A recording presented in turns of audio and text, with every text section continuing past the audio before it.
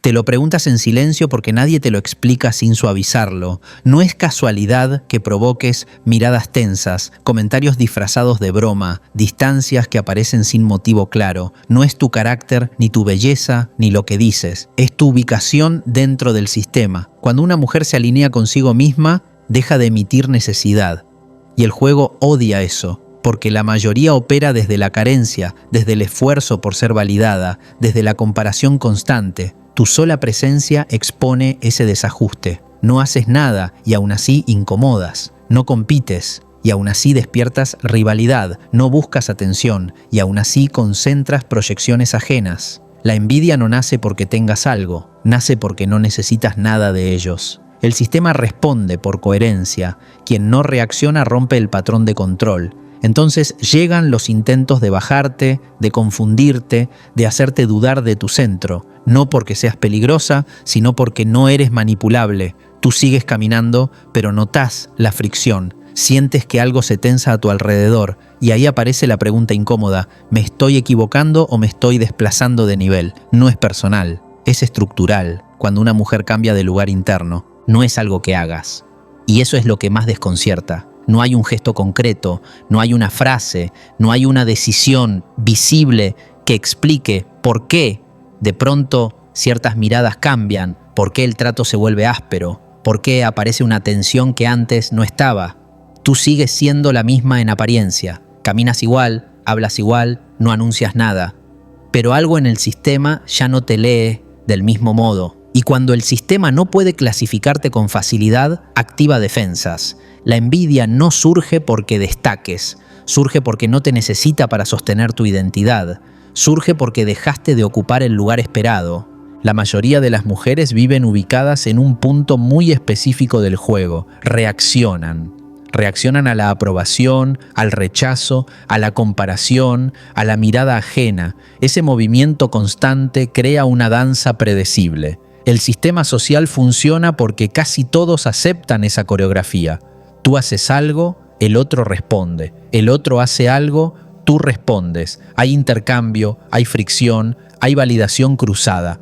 Todo se mueve, pero nada se sale del carril. El problema empieza cuando una mujer deja de moverse desde ahí. No porque se vuelva fría, no porque se aísle, sino porque ya no necesita reaccionar para sentirse ubicada. Cuando tu conciencia se recoloca, aunque nadie pueda nombrarlo, el campo cambia. Ya no emites urgencia, ya no hay ese microgesto interno que busca ser leída, entendida, aprobada. No estás defendiendo una imagen ni compitiendo por un lugar. Estás presente. Y la presencia dentro de un sistema diseñado para la comparación es profundamente disruptiva, no porque sea agresiva, sino porque no devuelve lo que el otro espera recibir. No hay espejo, no hay confirmación, y eso desestabiliza. Aquí aparece el primer concepto metafísico clave que sostiene todo este subtema. El sistema responde por coherencia, no por intención. No importa cuán buena seas, cuán correcta, cuán empática. El sistema no evalúa moral, evalúa ubicación, desde dónde estás operando,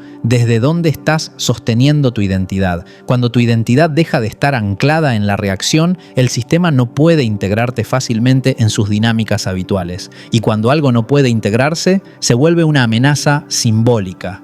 La envidia, en este nivel, no es un deseo de tener lo que tú tienes. Es un reflejo de un desajuste interno ajeno. Es la fricción que aparece cuando tu sola existencia expone una incoherencia que el otro no quiere mirar. Tú no le quitaste nada a nadie, no ocupaste su lugar, no hiciste trampa. Simplemente dejaste de jugar desde el mismo punto. Y eso es suficiente para que el sistema active resistencia. Por eso la envidia suele venir acompañada de confusión, comentarios ambiguos, halagos envenenados, silencios largos, distancias inexplicables. No hay un ataque frontal porque no hay una falta clara que señalar. Tú no rompiste ninguna regla explícita. Lo que rompiste fue un acuerdo invisible, el acuerdo de necesitar, el acuerdo de buscar afuera, el acuerdo de sostener tu valor en función de la mirada ajena. Cuando te sales de ese acuerdo, aunque sea de forma silenciosa, el sistema intenta reabsorberte. Aquí es donde muchas mujeres se traicionan sin darse cuenta. Sienten la fricción y creen que hicieron algo mal. Empiezan a suavizarse de más, a explicarse, a bajar el tono, a volver a emitir señales de necesidad para restaurar la armonía. Pero esa armonía era falsa, estaba sostenida por una mala ubicación de la conciencia. El sistema no quiere que estés mal, quiere que estés predecible, y tú dejaste de serlo. La mujer elegida no se vuelve visible por brillar más. Se vuelve visible por no estar disponible para ciertos juegos. Ya no compite, no compara, no responde a provocaciones sutiles. Y eso deja al descubierto algo incómodo, que muchas relaciones, muchos vínculos y muchas dinámicas solo existían mientras tú ocuparas un rol reactivo. Cuando ese rol cae, el vínculo se tensa, y esa tensión se lee como envidia, cuando en realidad es pérdida de control simbólico. Desde la lógica del sistema, el control no siempre es dominación explícita.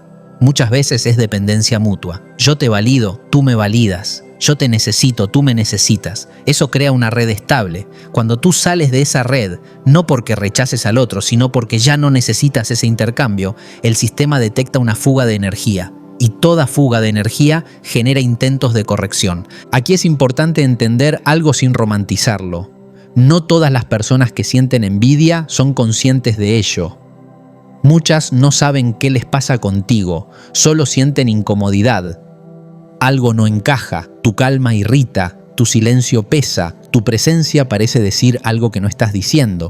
Y como el sistema no tolera lo no resuelto, la incomodidad se convierte en juicio, crítica o distancia. No porque tú seas superior, sino porque ya no estás jugando desde el mismo nivel de dependencia. Metafísicamente, esto ocurre porque tu campo energético se volvió más cerrado y más coherente. Antes, tu energía se filtraba hacia afuera buscando respuesta. Ahora se sostiene en sí misma. No se dispersa, no se negocia. Y cuando una energía deja de dispersarse, se vuelve densa. Esa densidad no es agresiva, pero es imposible de ignorar. El sistema la percibe como un cambio de estado, y todo cambio de estado genera resistencia antes de generar reorganización. La mayoría cree que la envidia se evita bajando el perfil, ocultándose o minimizándose.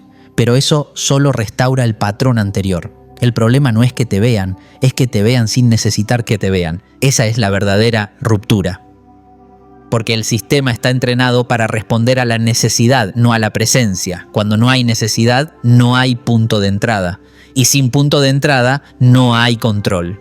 Por eso, en esta etapa, empiezas a notar algo muy específico. Ya no puedes forzar afinidades. Personas con las que antes fluías ahora se sienten incómodas. No porque tú hayas cambiado tu trato, sino porque cambió tu posición interna. El sistema ya no te permite sostener vínculos basados en una identidad que dejaste atrás.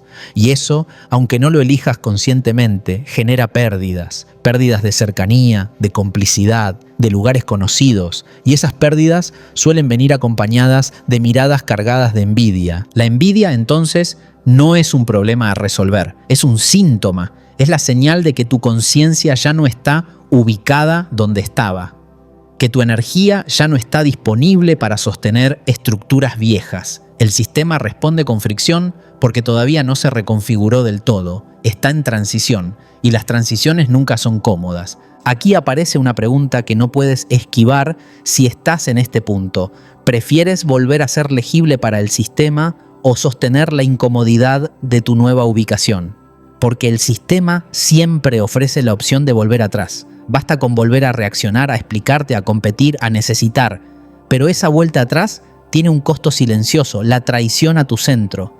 La mujer elegida no atrae envidia porque tenga algo especial. Atrae envidia porque dejó de sostener lo que ya no era coherente. Y el sistema, al perder esa energía, intenta recuperarla. No con violencia directa, sino con tensión, duda y presión simbólica. Tú decides si lees esa presión como señal de error o como confirmación de desplazamiento. Y aquí no hay cierre cómodo, porque entender esto no elimina la fricción, solo la vuelve consciente. El sistema sigue respondiendo por coherencia y tú ya no estás donde estabas. La pregunta es si estás dispuesta a quedarte donde ahora estás, incluso cuando el entorno aún no se reacomodó. Porque una vez que ves desde dónde existes, fingir vuelve a ser imposible. Y el juego ya lo sabe, no fue una decisión consciente. No te levantaste un día diciendo, ya no voy a competir. Simplemente dejaste de hacerlo porque algo dentro de ti ya no encontraba sentido en esa dinámica.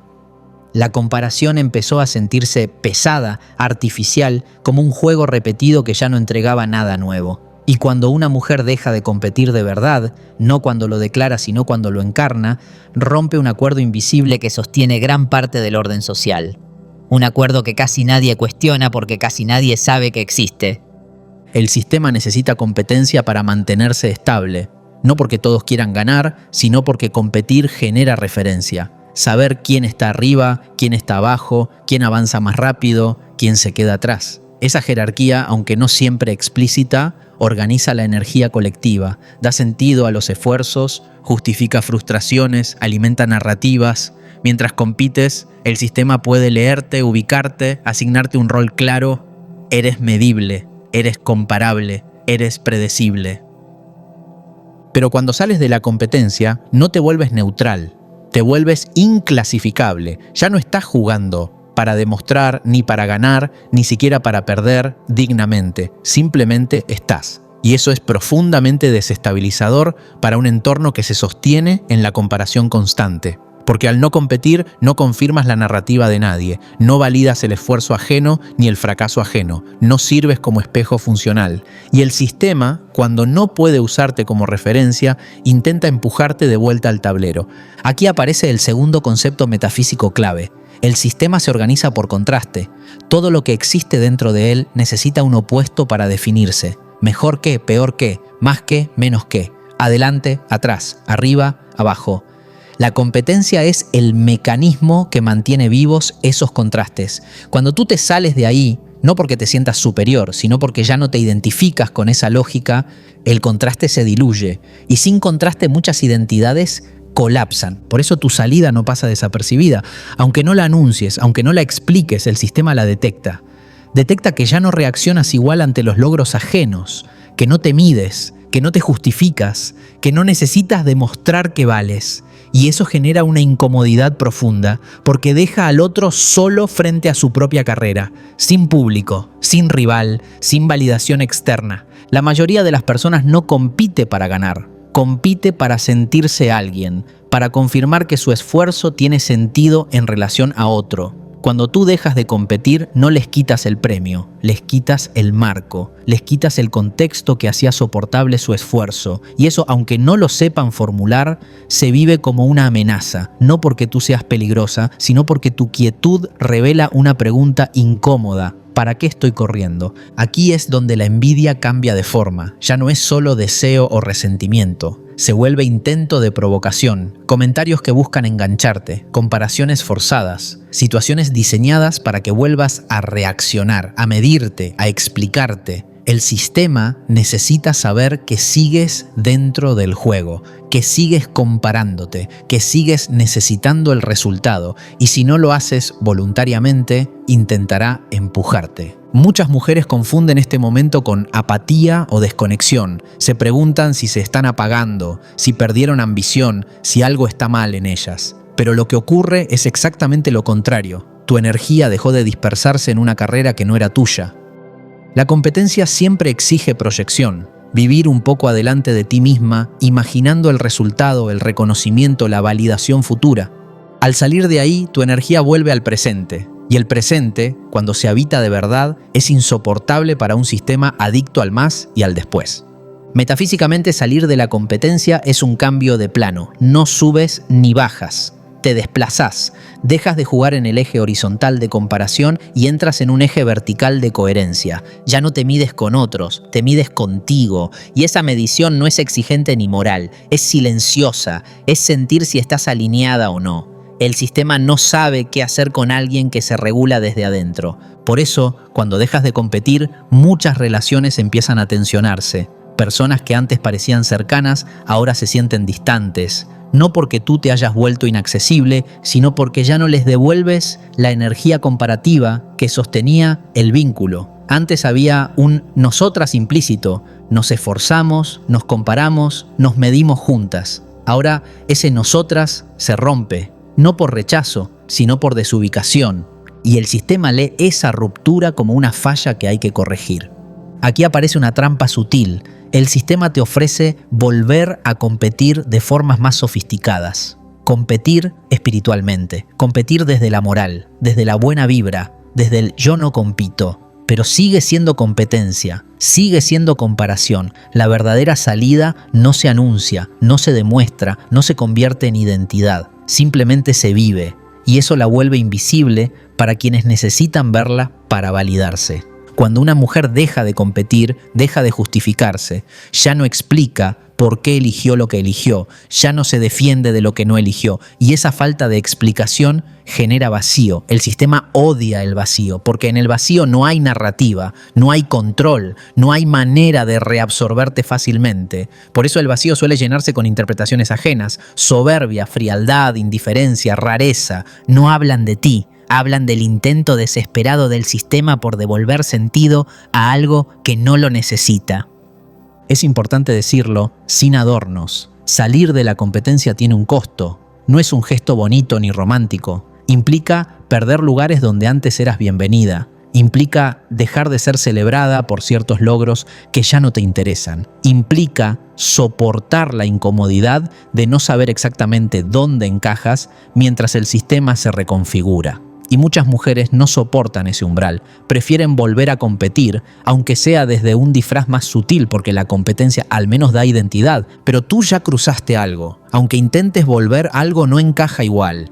La comparación se siente hueca, el logro ya no satisface como antes, y ese es el punto sin retorno del subtema, cuando el sistema deja de ser tu referencia principal, no porque lo rechaces, sino porque ya no te gobierna. Sigues viviendo en él, pero no desde sus reglas centrales. Desde esta posición, la envidia ajena se vuelve más evidente, pero también más irrelevante. No porque no duela, sino porque ya no define tu movimiento. La envidia es un ruido lateral, un síntoma de que alguien sigue atrapado en una carrera que tú ya abandonaste.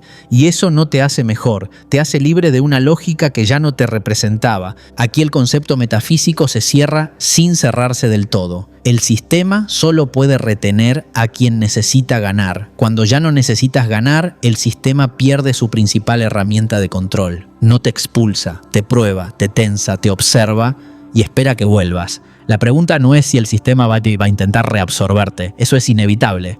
La pregunta es si tú vas a confundir esa presión con una señal de que te equivocaste, porque dejar de competir no es dejar de avanzar, es cambiar el eje desde el cual avanzas. Y ese cambio no es visible, no es celebrado y no es comprendido por quienes siguen midiendo su valor en relación a otros. Pero una vez que tu conciencia se reubica ahí, el antiguo juego ya no puede ofrecerte nada real, solo ruido. Y tú ya aprendiste a no moverte por ruido. El sistema lo sabe y por eso la fricción aumenta justo aquí. No para castigarte, sino para ver si sigues disponible para el viejo acuerdo. El acuerdo de compararte, de demostrar, de justificar tu lugar. Y cada vez que no respondes, cada vez que no entras, cada vez que no compites, algo se cae. No afuera, adentro de quienes todavía necesitan ese juego para sentirse alguien. Y tú sigues. No porque seas fuerte, sino porque ya no sabes volver a un lugar que dejó de ser verdadero para ti. Y el sistema, aunque no lo admita, empieza a reorganizarse alrededor de esa verdad. No rápido, no sin resistencia, pero de forma irreversible. Hay un momento preciso en el que una mujer deja de ser un punto de circulación energética y se convierte en un punto de retorno. No ocurre de golpe, no hay un día marcado. Es un desplazamiento interno tan silencioso que al principio solo se percibe como cansancio. No el cansancio de hacer mucho, sino el cansancio de haber estado demasiado tiempo disponible. Disponible para escuchar, para sostener, para comprender, para amortiguar tensiones ajenas. La mujer elegida no roba energía, lo que hace es más radical, deja de ser un canal abierto. Y eso dentro del sistema es un acto disruptivo. Cuando era maestro de Kabbalah, antes de que muchas palabras se desgastaran y antes de que lo espiritual se volviera una estética, entendí algo que no estaba en los textos, sino en los cuerpos de quienes se sentaban frente a mí. La gente no venía vacía, venía drenada, no les faltaba luz, les faltaba contención interna, y casi siempre, detrás de esa fuga, había una historia repetida, dar más de lo que correspondía, sostener más de lo que era propio, ocupar un lugar que el sistema había delegado cómodamente en ellos. Recuerdo una etapa particular, una enseñanza que no estaba planeada, yo no la llamé así, pero con el tiempo entendí que fue una Kabbalah nueva, creativa, nacida del choque entre el árbol de la vida y la vida real. No hablábamos de Sefirot como conceptos elevados, sino como posiciones internas. No preguntaba qué entendían, preguntaba dónde se estaban ubicando, porque la Kabbalah, cuando se vuelve viva, deja de ser conocimiento y se vuelve mapa de ubicación. Una noche, después de una clase larga, quedó un grupo pequeño, no los más brillantes, sino los más cansados, y entre ellos una mujer que no hablaba casi nunca, no porque no supiera, sino porque siempre estaba sosteniendo el espacio. La mirada atenta, el cuerpo disponible, la energía estable. Era evidente para cualquiera que ella sostenía más de lo que recibía. Cuando le pregunté qué buscaba en la Kabbalah, no dijo expansión ni despertar, dijo algo mucho más honesto: quiero dejar de sentir que me chupan. Esa frase fue una puerta, porque en Kabbalah hay una verdad que incomoda profundamente. La energía no se roba, se concede. Nadie puede extraer de ti lo que tú nos sigues ofreciendo como punto de conexión. El sistema no funciona como un ladrón, funciona como un lector de aperturas. Donde hay una grieta, hay flujo. Donde hay necesidad de ser necesaria, hay drenaje. Y esa mujer, como muchas, había construido su identidad alrededor de ser indispensable. La enseñanza cabalística que emergió ahí fue simple y brutal. Malhut se vacía cuando intenta sostener el mundo. Malhut solo se llena cuando acepta su límite. La mujer había vivido creyendo que sostener era amar, que estar disponible era ser valiosa, que amortiguar conflictos era madurez espiritual. Pero el árbol es claro: cuando una sefira intenta ocupar el lugar de otra, el flujo se distorsiona, y esa distorsión se paga con agotamiento, resentimiento y una envidia inexplicable que aparece desde afuera, porque cuando una mujer sostiene demasiado, crea dependencia invisible. Otros se apoyan sin saberlo, y cuando esa mujer empieza a retirarse, no de forma violenta sino orgánica, el sistema acusa la pérdida. Esa pérdida no se vive como alivio para el entorno, se vive como amenaza. Y la amenaza se disfraza de envidia, de juicio, de distancia. En esa etapa como maestro, vi algo repetirse con precisión matemática. Las mujeres que empezaban a cerrar fugas energéticas se volvían incómodas, no agresivas, incómodas. Dejaban de responder igual, dejaban de explicar, dejaban de compensar silencios ajenos, y eso generaba reacciones desproporcionadas, porque el sistema no tolera que una fuente deje de emitir sin pedir permiso. Desde la Kabbalah, esto es claro: la luz no llega donde hay fuga, la luz no se posa donde hay interferencia. Por eso intentar atraer más cuando sigues perdiendo es inútil. Primero se sella el recipiente, y sellar el recipiente no es endurecerte, es dejar de ofrecerte como sostén de lo que no te corresponde. Cuando una mujer hace eso, su campo cambia, se vuelve menos accesible, pero más íntegro, y esa integridad se siente como rechazo para quienes vivían apoyados. Recuerdo haber dicho algo que incomodó mucho en su momento: cuando dejas de dar energía gratis, el sistema te llama egoísta. No porque lo seas, sino porque el sistema estaba acostumbrado a ese subsidio energético. En Kabbalah, el dar sin límite no es virtud, es desequilibrio. El dar correcto siempre está en coherencia con la estructura. Cuando das más de lo que puedes sostener, rompes el flujo. Y el sistema, tarde o temprano, te lo cobra. La mujer elegida empieza a entender esto no como teoría, sino como sensación física. Empieza a notar dónde se le va la energía. Conversaciones que antes toleraba ahora la dejan vacía. Personas que antes sentía cercanas ahora le pesan. No hay drama, hay claridad corporal. Y cuando el cuerpo entiende antes que la mente, ya no hay vuelta atrás. Aquí entra una enseñanza profunda del Zohar reinterpretada desde la experiencia. El vacío precede a la revelación. Pero no cualquier vacío. El vacío que aparece cuando dejas de llenar lo que no es tuyo. Ese vacío asusta, porque el sistema te entrenó para creer que si no das, pierdes valor. Pero ese vacío no es pérdida, es restitución. La energía vuelve a ti, y cuando vuelve, ya no está fragmentada. Esa es la razón por la que la mujer elegida empieza a atraer envidia sin hacer nada distinto. No cambió su ropa, ni su discurso, ni su actitud externa. Cambió su circuito interno. Ya no es un punto de descarga. Ya no absorbe ni amortigua, y eso deja al otro frente a sí mismo, sin amortiguador, sin sostén, sin válvula de escape, y esa confrontación interna se proyecta hacia ella. En mis años enseñando Kabbalah, entendí que la mayoría no teme perder relaciones, teme dejar de ser necesaria, porque ser necesaria da identidad, da lugar, da sentido, pero también drena. La mujer elegida atraviesa ese duelo silencioso, dejar de ser necesaria para ser íntegra. Y el sistema no celebra esa transición. La cuestiona, la prueba, la tensa. Desde la lógica cabalística esto ocurre porque el flujo se invierte. Antes tu energía salía hacia afuera buscando equilibrio. Ahora el equilibrio se establece adentro. Y cuando el equilibrio interno se estabiliza, el entorno pierde acceso. No por castigo, sino por coherencia. Cada energía ocupa su lugar. Y quien estaba apoyado sin saberlo, cae. La historia se repitió muchas veces. Mujeres que al cerrar fugas eran llamadas frías. Mujeres que al retirarse eran acusadas de soberbia. Mujeres que al dejar de sostener eran rechazadas. Y siempre decía lo mismo, aunque no fuera cómodo, no es rechazo, es reacomodamiento. El sistema está buscando un nuevo punto de apoyo. Ya no eres tú. La mujer elegida no roba energía porque entiende algo que la mayoría no quiere ver. Sostener lo que no te corresponde es una forma de violencia contra ti misma, y dejar de hacerlo no es crueldad, es orden.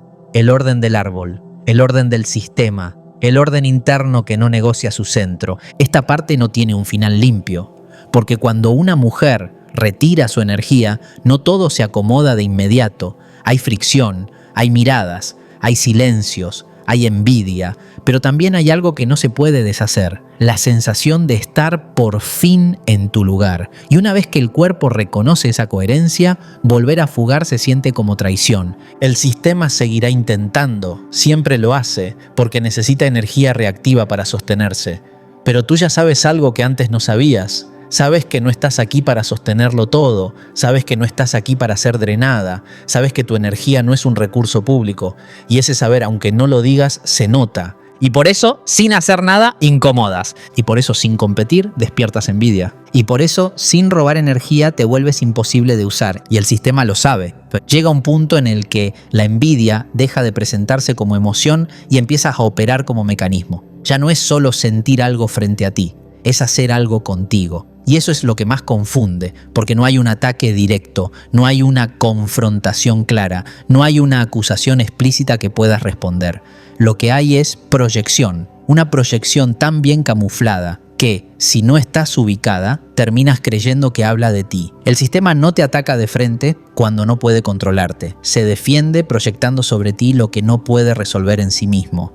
La proyección es una de las herramientas más antiguas del sistema. No necesita violencia ni argumentos sólidos. Solo necesita un punto limpio donde descargar lo que no quiere mirar. Y una mujer que está en su centro, que ya no reacciona, que ya no compite y que ya no drena, se convierte en el blanco perfecto. No porque sea débil, sino porque es silenciosa. Y el silencio, dentro de un sistema construido sobre narrativas constantes, es insoportable.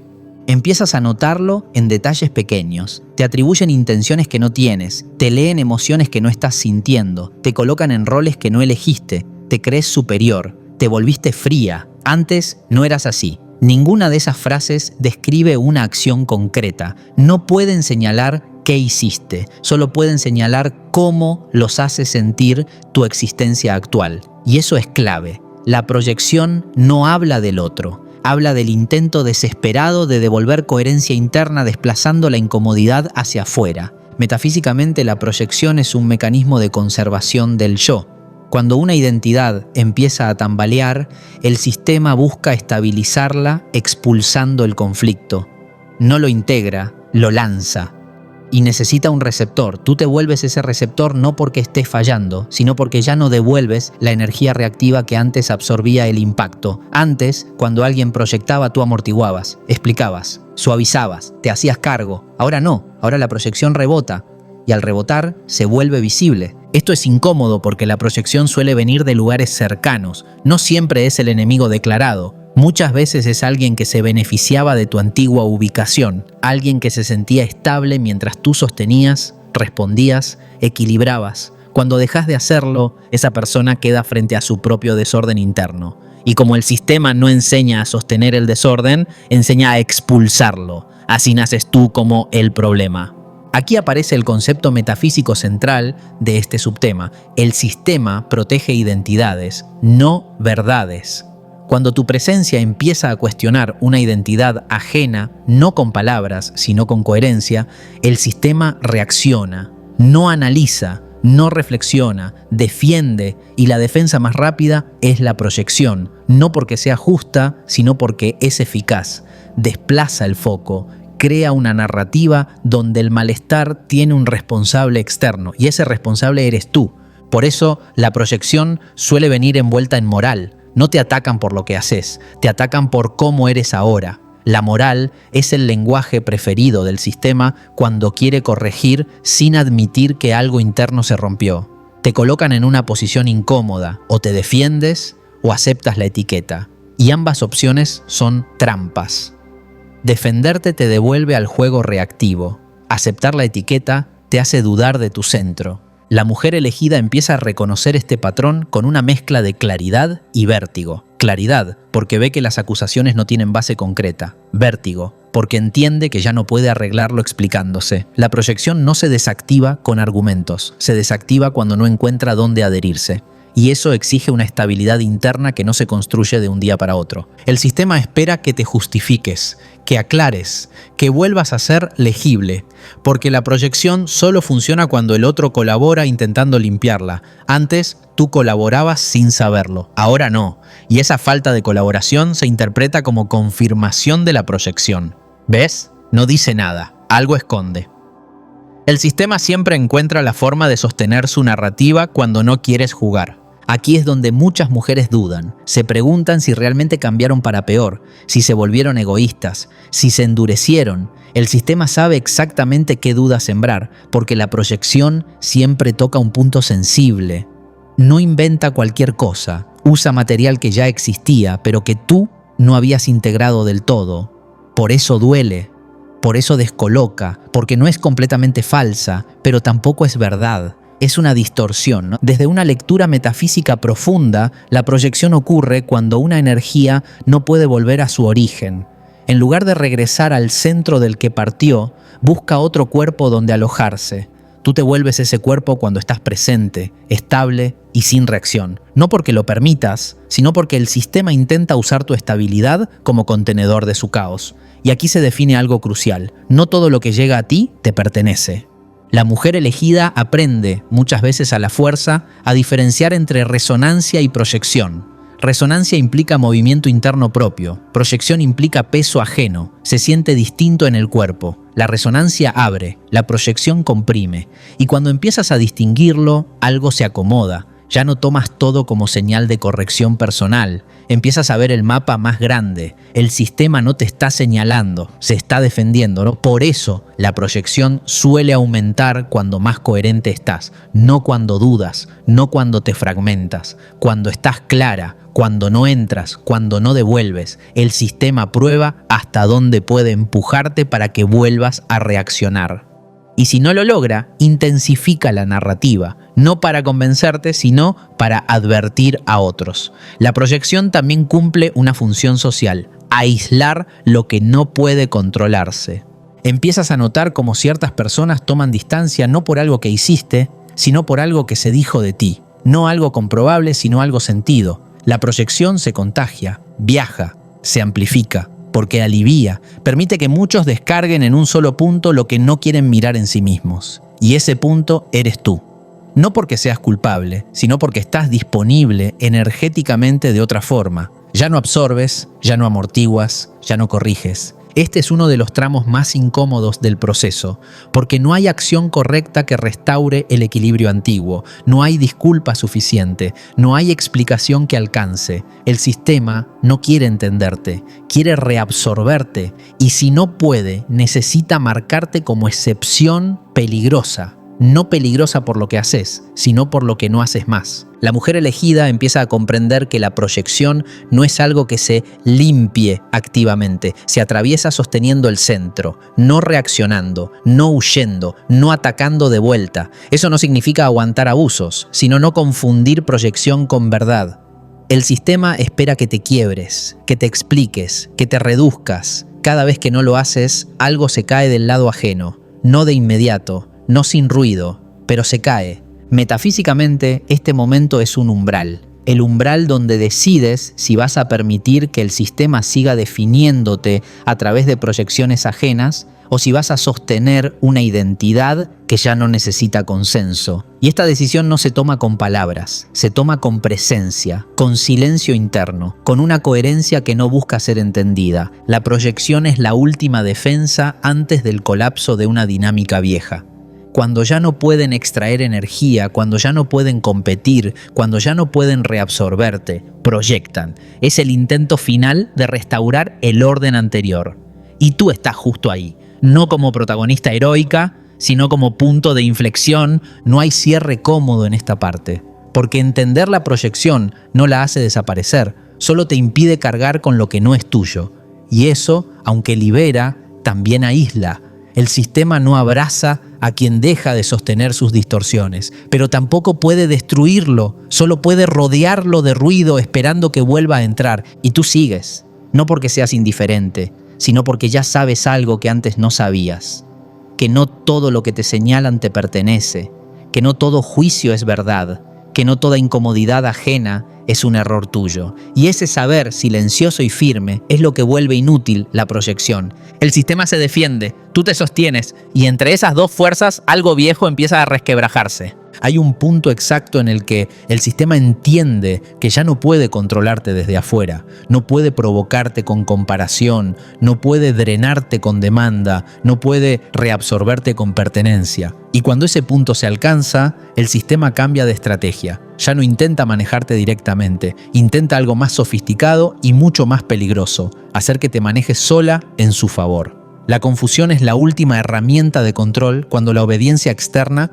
ya no funciona. No te empujan, te desorientan, no te atacan de frente, te hacen dudar, no te dicen qué hacer, te hacen cuestionar desde dónde estás mirando. Y esa es la trampa más fina del juego, porque no se siente como opresión, se siente como introspección, como autocrítica, como tal vez el problema soy yo. El sistema no necesita bajarte si logra que te bajes sola. Empieza de forma sutil. Una frase lanzada al pasar, una pregunta aparentemente inocente. ¿No crees que estás exagerando?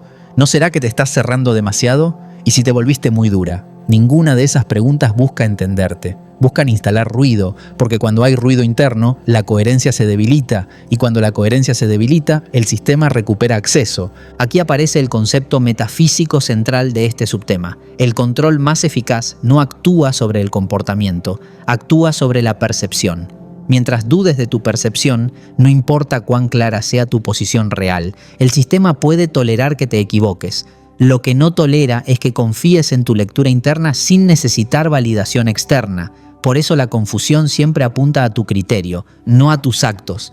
Antes te decían qué hacer, ahora te preguntan por qué haces lo que haces. Antes te exigían, ahora te sugieren. Antes te presionaban, ahora te invitan a reflexionar. Y si no estás atenta, entras en ese bucle creyendo que estás siendo consciente, cuando en realidad estás siendo reabsorbida. Porque el cuestionamiento no nace de tu centro, nace del intento ajeno de reabrir una puerta. La mujer elegida empieza a notar algo inquietante, ya no la confrontan con hechos, la confrontan con interpretaciones. No pueden señalar errores concretos, así que siembran dudas difusas. No pueden invalidar tu coherencia, así que cuestionan tu tono, tu intención, tu sensibilidad. Y eso es clave. El sistema nunca discute lo esencial. Discute lo periférico para que tú abandones lo esencial por cansancio. Metafísicamente, la confusión es una forma de fragmentación energética. Tu energía, que antes estaba centrada, empieza a dividirse entre lo que sientes y lo que te dicen que deberías sentir, entre lo que percibes y lo que te sugieren que tal vez estás proyectando. Y esa división genera una grieta, no una grieta externa, una interna, y el sistema solo necesita una grieta interna para volver a operar. Por eso este momento es tan delicado. No hay agresión clara que rechazar, no hay enemigo visible. Hay voces suaves, consejos bien intencionados, advertencias disfrazadas de cuidado. Lo digo por tu bien. Antes eras más abierta. No quiero que te equivoques. El sistema se pone el traje del protector cuando ya no puede ser el controlador. Y esa máscara confunde porque apela a tu parte más noble. Aquí muchas mujeres caen, no porque sean débiles, sino porque son honestas. Empiezan a revisarse una y otra vez, a preguntarse si no se endurecieron demasiado, si no se cerraron por miedo, si no están repitiendo un patrón. Y esa autoobservación, que en otro momento era expansión, ahora se convierte en autoerosión, porque ya no nace de tu centro, nace de la presión externa interiorizada. El sistema sabe algo que casi nadie verbaliza. Una mujer que duda de su percepción vuelve a ser manejable. No hace falta imponerle nada. Ella sola empieza a corregirse, a ajustarse, a bajar la intensidad, a volver a explicar, a reabrir fugas. Y cuando eso ocurre, el sistema respira, no porque te recuperó del todo, sino porque recuperó acceso. Desde una lectura metafísica profunda, este es el momento en el que se pone a prueba tu eje, no tu fortaleza emocional, tu eje perceptivo. ¿Desde dónde estás leyendo la realidad? ¿Desde tu cuerpo, tu intuición, tu coherencia? ¿O desde el eco de voces que no pueden sostener tu nueva ubicación? El sistema no puede entrar donde hay eje claro, solo entra donde hay oscilación. Por eso la confusión siempre aparece después de la claridad, nunca antes. Antes estabas dormida y el sistema no necesitaba confundirte. Ahora estás despierta y necesita hacerlo. Y lo hace con precisión quirúrgica. No te dice que estás mal, te dice que quizás no estás tan bien como crees. No te acusa, te invita a dudar. Y la duda sostenida es más corrosiva que cualquier ataque frontal. La mujer elegida empieza a sentir esta presión como un cansancio distinto, no físico, mental, una especie de agotamiento por tener que sostener su propia lectura frente a múltiples interpretaciones externas. Y ahí aparece la tentación de ceder un poco, de suavizarse, de volver a ser más accesible, no porque quiera, sino porque está cansada de sostener el eje sola. Aquí es donde se define el tránsito o la regresión, porque el sistema no necesita que vuelvas del todo. Le basta con que te desplaces lo suficiente como para volver a encajar. No como antes, pero sí lo suficiente para no desestabilizar. Y eso se logra cuando empiezas a desconfiar de tu centro. Metafísicamente, este punto se puede nombrar así, el umbral de la soberanía interna. No soberanía como poder sobre otros, sino como autoridad sobre tu percepción. Mientras tu percepción sea soberana, el sistema no puede gobernarte. Puede incomodarte, puede aislarte, puede proyectar, pero no puede dirigir tu movimiento. Cuando cedes esa soberanía, aunque sea un poco, el sistema vuelve a tener palanca. Por eso la confusión es tan peligrosa. No te empuja a hacer algo incorrecto, te empuja a no saber desde dónde estás haciendo lo correcto. Y sin ese anclaje, todo se vuelve relativo, negociable, ajustable. El sistema ama la relatividad cuando se trata de tu centro. La mujer elegida atraviesa este tramo con una sensación muy específica. Sabe que algo no encaja, pero no siempre puede explicarlo. Su cuerpo sigue diciendo una cosa, el entorno otra. Y durante un tiempo, esa disonancia duele, porque implica elegir a quién creerle, y elegirte a ti misma no siempre se siente seguro al principio, se siente solitario. El sistema cuenta con eso, cuenta con que el miedo a equivocarte sea más fuerte que la fidelidad a tu percepción. Cuenta con que prefieras la comodidad de volver a encajar antes que la incomodidad de sostener tu eje. Y muchas veces gana, no porque sea más fuerte, sino porque juega a largo plazo, gota a gota. Duda a duda, pero hay un punto en el que algo se consolida, no de forma heroica, de forma silenciosa. Un día te das cuenta de que ya no necesitas responder a cada duda que te siembran, de que no tienes que justificar tu posición interna, de que no todo cuestionamiento merece entrada, y ese día la confusión pierde potencia. No porque desaparezca, sino porque ya no gobierna. Desde la lógica del sistema, este es el momento más peligroso. Porque una mujer que ya atravesó la confusión y no volvió atrás es inmune a su estrategia más fina. Ya no puede ser controlada ni por fuerza ni por duda. Solo puede ser observada. Y el sistema no sabe qué hacer con lo que no puede manejar. Esta parte no cierra con certeza absoluta. Porque la confusión puede volver. El sistema insiste, cambia de voces, cambia de máscaras, pero algo ya quedó claro en ti. Cuando alguien intenta confundirte sin poder señalarte un error real, no está cuidándote, está intentando reubicarte. Y esa claridad, aunque no te ahorre el proceso, te impide perderte en él. El sistema confunde cuando ya no controla. La duda aparece cuando la coherencia amenaza. Y tú estás justo ahí, no preguntándote si eres suficiente, sino decidiendo cada vez con más precisión desde dónde miras. Recuerdo una etapa muy clara de mi vida, antes de que todo tomara forma, cuando ya no podía volver atrás, pero todavía no entendía del todo hacia dónde iba. No era famoso, no era reconocido, no tenía una estructura que me sostuviera. Solo tenía una certeza incómoda, no podía seguir traicionando lo que sabía internamente. Y esa certeza empezó a cobrar un precio. No de golpe, gota a gota. Personas que antes estaban siempre dejaron de llamar. Invitaciones que parecían obvias dejaron de llegar. Lugares donde antes mi voz era bienvenida se volvieron tensos. Nadie me expulsó, nadie me cerró la puerta en la cara. Simplemente el sistema empezó a reacomodarse sin mí. Y ahí entendí algo que no se aprende en libros. Sostener el centro no te aísla, te filtra. Pero ser filtrado duele. El sistema no castiga a quien se centra. Lo prueba, lo deja sin apoyos innecesarios. Porque mientras tengas demasiados puntos de sostén externos, no sabes si tu centro es real o prestado. El precio silencioso es quedarte con menos gente, menos ruido, menos validación, menos espejos.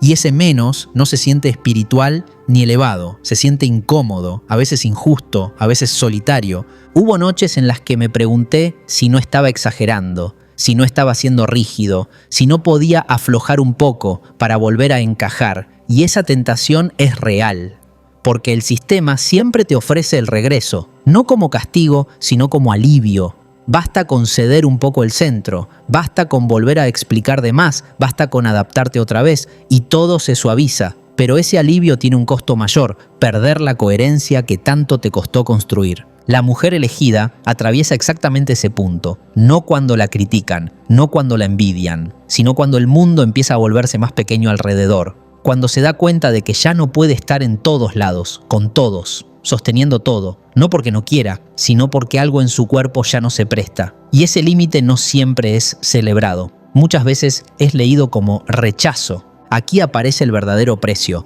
dejar de ser cómoda para el sistema. No incómoda en el sentido de agresiva, sino incómoda porque ya no rellenas huecos ajenos, ya no amortiguas silencios, ya no sostienes dinámicas que no te corresponden. Y cuando una mujer deja de sostener, el sistema la deja caer, o al menos deja de sostenerla a ella. Recuerdo claramente un momento en el que entendí que el centro no se negocia. Fue una conversación breve, aparentemente trivial, con alguien a quien apreciaba. Me pidió algo que antes hubiera concedido sin pensar. No era grave, no era injusto, pero no era coherente. Y por primera vez dije que no sin explicar, no por dureza sino por claridad. El silencio que siguió fue pesado, no porque hubiera conflicto, sino porque el rol había cambiado. Y ese silencio fue el inicio de una distancia irreversible. Sostener el centro implica aceptar que no todos pueden acompañarte ahí. No porque sean malos, sino porque no pueden sostener ese nivel de responsabilidad interna. El centro exige algo que muchos evitan: hacerse cargo de sí mismos. Y cuando tú ya no cargas por ellos, se sienten expuestos. Esa exposición se vive como abandono, aunque no lo sea. La mujer elegida empieza a notar que su camino se vuelve más estrecho, no más oscuro, más preciso. Ya no hay tantas opciones, ya no hay tantas salidas, pero tampoco hay tanto ruido. Y ese silencio al principio duele, porque el sistema te entrenó para creer que la abundancia es cantidad, que más es mejor, que más gente, más oportunidades, más movimiento es señal de éxito. Pero el centro funciona con otra lógica. Menos, pero verdadero. Este es el tramo donde muchas retroceden. No porque no puedan, sino porque el precio parece demasiado alto. Perder pertenencia duele más que perder aprobación, porque la pertenencia toca la raíz. Y sostener el centro implica aceptar que pertenecer a todo es no pertenecer a ti. Esa renuncia no se celebra, se atraviesa. En mi historia, ese periodo fue el más silencioso. No había grandes revelaciones, no había aplausos, solo una sensación persistente de estar solo con lo que sabía. Y en ese silencio algo se ordenó. Porque el centro no se fortalece en el ruido, se consolida en la ausencia de apoyos falsos. Cuando nadie te empuja, nadie te valida, nadie te distrae, solo queda lo que eres capaz de sostener. La mujer elegida aprende ahí que el centro no es una posición cómoda, es una responsabilidad. No puedes delegarlo, no puedes compartirlo, no puedes prestarlo. Y eso implica perder la ilusión de que alguien más va a sostenerte cuando el sistema se reacomoda. El centro es autoportante o no es. Este precio no se paga de una vez. Se paga en pequeñas renuncias, en no ir, en no responder, en no explicarte, en elegirte cuando el entorno no lo entiende. Y cada una de esas decisiones tiene una consecuencia, no dramática, silenciosa. El sistema te va soltando y tú aprendes a no caer. Hay un momento específico en el que algo cambia. No afuera, adentro. Dejas de sentir que estás perdiendo algo y empiezas a sentir que estás dejando espacio para una vida que todavía no se muestra, pero que no puede llegar mientras sigas sosteniendo lo viejo. El sistema no entrega lo nuevo mientras sigas ocupada cargando lo anterior. La historia de Volkov no es la de alguien que ganó algo extraordinario. Es la de alguien que perdió lo suficiente como para no volver a perderse a sí mismo. Y esa es la enseñanza que se encarna en esta parte. El centro se paga con desprendimiento. No con sacrificio heroico, sino con honestidad radical. La mujer elegida, en este punto, ya no pregunta si vale la pena, porque entiende que el precio de no sostener el centro es mayor. Vivir desubicada, aunque sea acompañada, es una forma lenta de desgaste. Y vivir centrada, aunque sea sola por un tiempo, es una forma de preparación. El sistema sigue probando, ofrece atajos, ofrece regresos, ofrece pertenencias recicladas, pero tú ya sabes cómo se siente traicionarte. Y no lo eliges otra vez. No por orgullo, por coherencia. Esta parte no tiene un final épico, tiene una estabilidad nueva. Una estabilidad que no depende del entorno, que no necesita aprobación, que no se negocia por compañía. Y aunque el camino se vuelva más angosto, cada paso empieza a sentirse más verdadero. Sostener tu centro tiene un precio, pero perderlo tiene uno mucho mayor. Y tú ya pagaste demasiado como para volver atrás. No llegaste hasta aquí por curiosidad.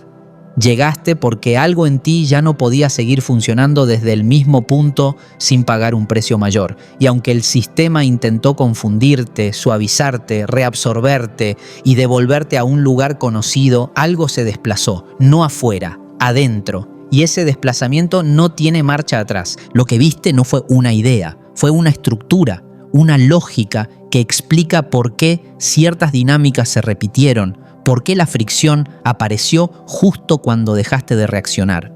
¿Por qué la envidia se intensificó cuando no estabas haciendo nada distinto? El sistema no respondió a lo que hiciste, respondió a desde dónde dejaste de hacerlo. Aquí termina una etapa silenciosa pero decisiva, la etapa en la que todavía podías fingir que no era contigo. Ya no se trata de crecer, sanar o mejorar, se trata de ubicación.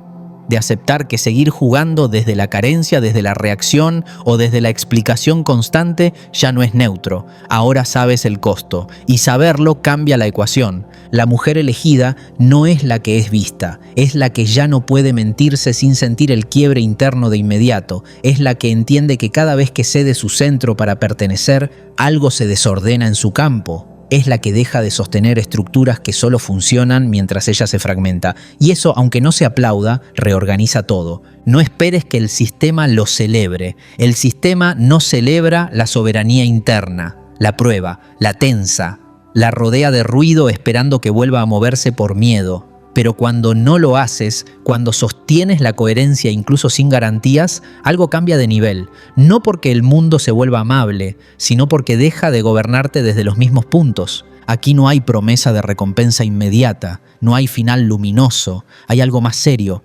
irreversibilidad. Ya no puedes volver a mirar igual, ya no puedes volver a reaccionar sin saberlo, ya no puedes volver a traicionarte sin sentirlo en el cuerpo, y esa lucidez tiene un peso que no se comparte con cualquiera. Ahora viene el punto operativo, no para motivarte, no para exponerte, para posicionar conciencia. Quiero que escribas en los comentarios exactamente esta frase, sin cambiarla, sin explicarla, sin adornarla. Retiro mi energía de donde ya no soy. No es una afirmación, no es un deseo, no es un ritual, ¿no? Es una declaración de ubicación. No la escribes para mí, la escribes para el sistema, porque cuando una conciencia se nombra desde el lugar correcto, el sistema registra el cambio y a partir de ahí ya no responde igual. No porque te premie, sino porque no puedes seguir leyéndote como antes. Después de eso no hagas nada más, no expliques, no debatas, no observa compulsivamente, solo mira qué empieza a perder fuerza, qué deja de tocarte, qué se cae solo cuando ya no lo sostienes.